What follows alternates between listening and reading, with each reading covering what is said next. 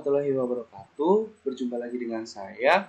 Perkenalkan, nama saya adalah Joni Hendrawan dengan NIM 416183100060. Dan di sini saya akan membuat presentasi mengenai tugas di SAT 3 pada mata kuliah Perencanaan dan Pengendalian Produksi yang diampu oleh Bapak Jafar Eka.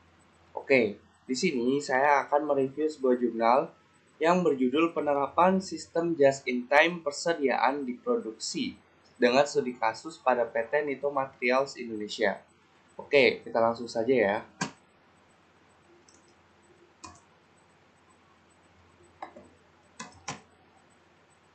Nah, pada abstrak kali ini atau latar belakang, jadi PT Nitro Materials Indonesia merupakan global company yang produknya berupa insulator dan telah dipasok ke seluruh Indonesia dan dunia, sekitar 90,5% diekspor. Kemudian, penerapan sistem Kanban di PT Nitro Materials Indonesia diharapkan dapat membantu mengurangi WIP atau work in process sekaligus cost produksi bisa lebih efisien. Oke.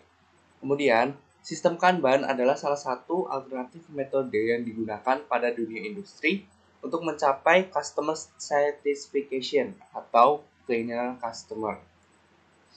Kemudian, Kanban merupakan suatu alat yang digunakan untuk mencapai just in time pada dunia industri, khususnya industri manufaktur. Dan dari hasil penelitian didapatkan kesimpulan bahwa dengan penerapan sistem Kanban akan diperoleh penurunan WIP rata-rata sebesar 25,85%. Dan jumlah kartu Kanban sebanyak 68 kartu, sedangkan jumlah C Kanban sebanyak 68 kartu juga. Kemudian dengan menerapkan sistem Kanban secara benar dan konsisten, diharapkan perusahaan tersebut dapat mengendalikan persediaan material dengan efisien dan kemudian delivery time dengan tepat baik pada supplier ke perusahaan maupun dari perusahaan ke customer, sehingga pada akhirnya perusahaan tersebut akan memperoleh beberapa keuntungan dalam segi cost, quality, safety, dan delivery. Oke, kita lanjut. Pendahuluan. Jadi, jurnal ini diteliti oleh Sumanto dan Lita Sari Marita dari STMIK Nusa Mandiri Sukabumi dan AMIK BSI Jakarta. Kemudian, dengan menerapkan hal ini atau sistem Kanban, Sumanto dan Lita Sari mencoba untuk meneliti perihal tentang just in time atau sistem Kanban di PT Nitro Materials Indonesia. Oke, jadi di sini ada beberapa pembahasan. Sebentar. Nah, di sini ada tujuan penerapan Kanban. Jadi, dengan menerapkan metode Kanban secara benar dan konsisten, diharapkan perusahaan tersebut bisa mengendalikan produksi yang cepat dan efisien, baik dari delivery time yang tepat guna baik pada supplier ke perusahaan dan perusahaan ke customer. Kemudian just in time. Just in time merupakan konsep di mana bahan baku yang digunakan untuk aktivitas produksi didatangkan dari pemasok atau supplier secara tepat pada waktu bahan itu dibutuhkan pada bagian produksi, sehingga akan menghemat bahkan meniadakan biaya persediaan barang dan biaya penyimpanan barang di gudang. Oke. Kemudian ada Kanban. Kanban ini adalah salah satu alternatif metode yang digunakan pada dunia industri untuk mencapai customer specification, satisfaction, puasan pelanggan. Kemudian, masalah pokok yang dibahas pada jurnal ini adalah perencanaan dan pengendalian persediaan yang efektif merupakan permasalahan yang sangat tabu atau pokok pada PT Nitro Materials Indonesia. Sehingga selama ini pengadaan material kurang mempertimbangkan kelayakan, jadwal, dan volume produksi. Akibatnya terkadang pengadaan material berlebihan, sedangkan penyerahan produk jadi yang telah selesai produksi tidak sesuai dengan perencanaan. Ini benar-benar sangat merepotkan bagi perusahaan ya. Oke, kemudian kita lanjut. Rumusan masalah. Rumusan masalah pada jurnal ini terdapat 3. Yang pertama adalah bagaimana meminimumkan WIP. Kemudian yang kedua adalah berapa banyak jumlah kartu Kanban dan WIP setelah penerapan Kanban sistem. Kemudian yang ketiga adalah bagaimana penerapan sistem Kanban itu sendiri. Oke, kita lanjut. Nah, metode penelitian pada jurnal kali ini menggunakan 4 metode. Yang pertama yaitu mengumpulkan data dan sampel penilaian. Kemudian yang kedua adalah menghitung jumlah Kanban yang dibutuhkan. Kemudian yang ketiga adalah menghitung jumlah WIP berdasarkan usulan penerapan Kanban. Kemudian yang terakhir atau yang keempat adalah menghitung persentase penurunan jumlah WIP. Saya akan menjelaskan beberapa. Yang pertama adalah mengumpulkan data dan sampel penelitian. Pada hal ini, peneliti mengumpulkan dua data. Yang pertama adalah data produksi, yaitu jenis produk, komponen insulator, permintaan insulator per bulan, type count insulator, cycle proses produksi, dan jumlah WIP awal. Kemudian yang kedua adalah data sales. Oke. Kemudian yang kedua adalah menghitung jumlah Kanban yang dibutuhkan. Nah, di sini jumlah dari masing-masing kartu Kanban yang diusulkan yaitu P Kanban dan C Kanban akan dihitung dengan menggunakan data rata-rata permintaan per hari kapasitas kontainer. Jadi, kapasitas produksi ini rumusnya adalah KP atau kapasitas produksi sama dengan D per Q, yaitu permintaan per hari dibagi dengan capacity atau kapasitas. Oke, yang ketiga adalah menghitung jumlah WIP berdasarkan usulan penerapan Kanban. Perhitungan jumlah WIP setelah usul penerapan Kanban pada masing-masing operasi dilakukan dengan membandingkan jumlah kartu P Kanban dan C Kanban. Kemudian memilih yang lebih besar dan mengalihkannya dengan kapasitas kontainer yang bersangkutan. Rumus untuk menghitung jumlah WIP per hari adalah jumlah dari KP dan KC ditambah kemudian dikalikan dengan Q atau kapasitas. Kemudian yang terakhir adalah atau yang keempat adalah menghitung persentase penurunan jumlah WIP. Jadi persentase penurunan WIP dilakukan dengan membandingkan jumlah WIP awal dengan jumlah WIP berdasarkan usul penerapan Kanban. Persentase ini dihitung pada masing-masing operasi di setiap stasiun kerja.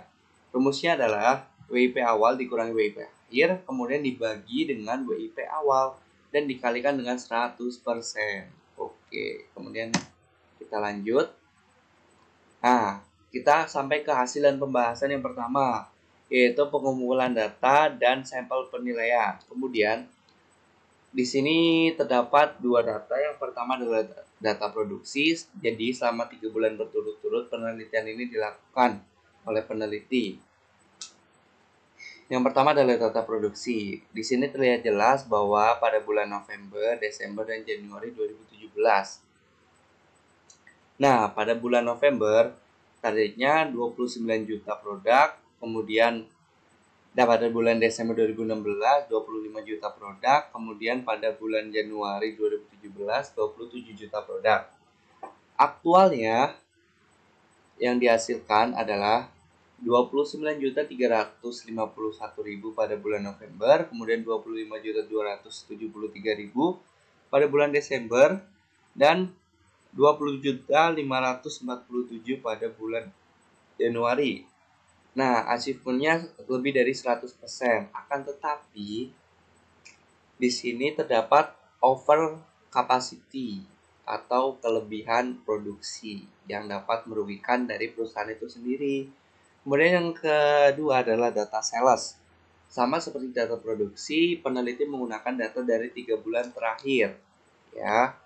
Dan berikut adalah datanya. Dari bulan November, Desember, Januari. Dan ternyata achievementnya lebih dari 100%. Ya, artinya terdapat sedikit over capacity. Dibandingkan dari data produksi, data sales lebih baik daripada jumlah data produksi ini. Oke, kita lanjut. Nah, terdapat tabel 3 yaitu data tipe produk yang paling banyak diproduksi dan tabel 4 adalah cycle time pada mesin yang dipakai. Jadi, di tabel 3 terdapat data produk yang beberapa produk, ada 4 produk yang paling banyak diproduksi di PT Nito Materials Indonesia. Nah, di sini total outputnya yang terbanyak adalah 28899, yang ketiga OMO 2000 insulator baterai cover, yaitu 15 juta produk. Nah, di sini cycle time pada mesin yang dipakai untuk proses insulator baterai cover itu sendiri, yaitu laminasi, cutting manual, press, assembling proses, dan packing. Dan berikut adalah waktunya. Ini kodenya, ini komponennya. Dan dari data di atas, maka tipe produk yang paling banyak diproduksi adalah insulator baterai cover dengan 15 juta pieces. Untuk itu, peneliti mencoba meneliti dan menganalisa dari produk tersebut dengan data-data sebagai berikut. Yang pertama adalah data produksi yang digunakan pada bulan November 2016, kemudian tipe produknya adalah insulator baterai cover. Oke, kita lanjut. Nah, tabel kelima terdapat WIP awal per hari. Data ini menunjukkan kondisi dari WIP awal pada tiap-tiap komponen. Maka dapat dihitung berdasarkan WIP per proses, quantity dari tiap komponen tersebut dipakai, dan cycle time dari mesin yang digunakan pada mesin tersebut. Nah, di sini terlihat jelas komponennya, kemudian WIP per proses, quantity-nya, kemudian WIP komponen, dan cycle time, dan WIP per hari atau work in process per harinya. Oke, kita lanjut. Nah, ini adalah merupakan metode yang kedua, yaitu penghitungan jumlah kartu Kanban. Di sini terlihat tabel 6 merupakan kebutuhan komponen per hari dari material-material tersebut. Prosesnya laminasi, cutting, press, asi, dan packing. Di sini terdapat komponennya. Kemudian di sini satuannya pieces, kemudian jumlah komponennya. Kemudian produksi barang 1 bulan 15 juta sama rata. Kemudian per bulan, kemudian per hari WIP-nya seperti ini, kemudian per line, produksi per line-nya seperti ini, kemudian kapasitasnya hanya sebesar segini. Dari data kebutuhan diperoleh dengan cara permintaan per bulan dibagi dengan jumlah hari. Oke, maaf, ada kesalahan sebentar. Nah, jadi kita sudah mengetahui komponen pada bulan November 2016 yaitu 30 hari. Kapasitas kontainer disesuaikan dengan kondisi dan model kontainer dari supplier. Oke, kita lanjut. Nah, cara yang ini adalah cara yang ketiga, yaitu memperhitungkan kartu Kanban, KP dan KC. Nah, di sini merupakan tabel perhitungan kartu Kanban dan ditemukan bahwa proses terbanyak ada di proses press dengan komponen ureten dengan kapasitas produksi per line adalah 184.000 dengan kapasitas 9.000 dengan KP kapasitas produksi adalah 20 Kanban.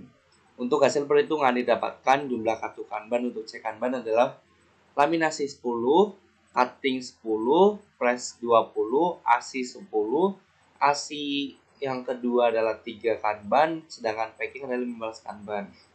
Jadi, diketahui jumlah dari kartu Kanban perintah produksi atau P Kanban dan C Kanban yang dibutuhkan masing-masing adalah sebanyak 68 kartu Kanban. Oke, kita lanjut. Nah, perhitungan penurunan WIP.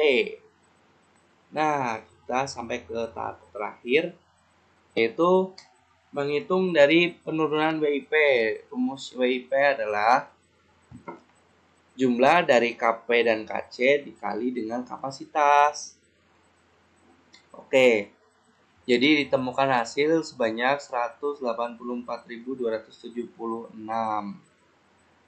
Nah, ini untuk proses press, sedangkan WIP awalnya sebanyak 241.920 pieces.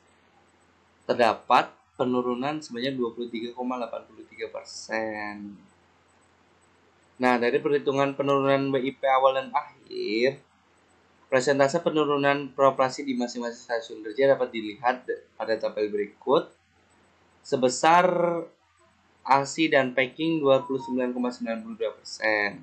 Dan dari hasil perhitungan tersebut membuktikan bahwa usul penerapan sistem ini akan menurunkan jumlah WIP di lini perakitan yang pada akhirnya akan menurunkan biaya investasi dan meningkatkan laba perusahaan. Oke, jadi berdasarkan tabel 8 tadi, kita sudah mengetahui bahwa usul penerapan sistem ini dapat menurunkan jumlah WIP di lini perakitan sehingga dapat meningkatkan efisiensi biaya investasi dan meningkatkan laba perusahaan.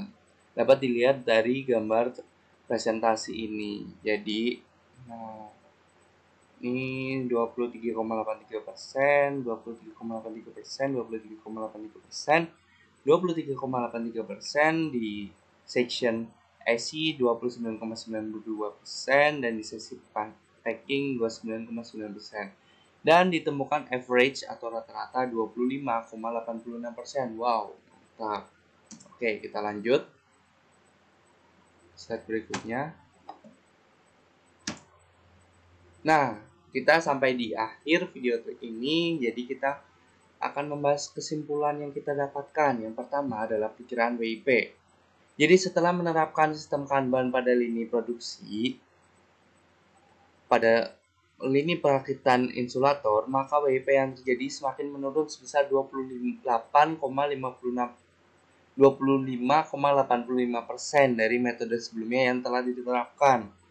Jadi, otomatis dengan menggunakan metode JIT atau Just in Time Kanban ini, perusahaan dapat mengefisiensi produksi sehingga cost akan reduce dan meningkatkan profit dari perusahaan itu sendiri. Kemudian yang kedua adalah tipe Kanban. Bentuk dari sistem Kanban yang diusulkan untuk mengatur aliran material di lini produksi dalam rangka minimasi jumlah barang dalam proses perakitan insulator menggunakan sistem Kanban 2 kartu. Yang pertama adalah Kanban pengambilan atau C Kanban yang berfungsi untuk membatasi jumlah barang dalam proses. Kemudian yang kedua adalah Kanban perintah produksi yang berfungsi untuk membatasi jumlah barang dalam proses atau WIP di outbound buffer. Kemudian yang ketiga adalah jumlah Kanban. Setelah dilakukan penelitian lebih lanjut, maka jumlah Kanban pengambilan dan Kanban perintah produksi sama-sama mendapatkan hasil 68 kartu Kanban. Dan dengan penerapan sistem Kanban pada lini perakitan insulator, maka pengendalian komponen yang dipakai akan lebih terorganisir dalam penyediaannya maupun penggunaannya. Oke, yang terakhir, yang keempat adalah detail jumlah Kanban. Jadi kita menemukan hasil setelah penelitian. Yang pertama laminasi 10 kartu Kanban, yang kedua cutting 10 kartu Kanban, yang ketiga press section 20 kartu Kanban, yang keempat assembling finish good line 1 10 kartu Kanban, kemudian assembling finish good line 2 3 kartu Kanban, kemudian yang terakhir adalah packing atau poly 15 kartu Kanban. Oke. Nah, kita sampai pada penghujung video ini. Apabila terdapat kesalahan penyampaian, bertele-tele dan tidak jelas, saya mengucapkan banyak mohon maaf lahir dan batin, karena kesempurnaan hanya milik Allah Subhanahu wa Ta'ala semata. Terima kasih telah menonton video ini. Sampai jumpa di pertemuan selanjutnya. Wassalamualaikum warahmatullahi wabarakatuh. Oke, dadah. Assalamualaikum. Terima kasih.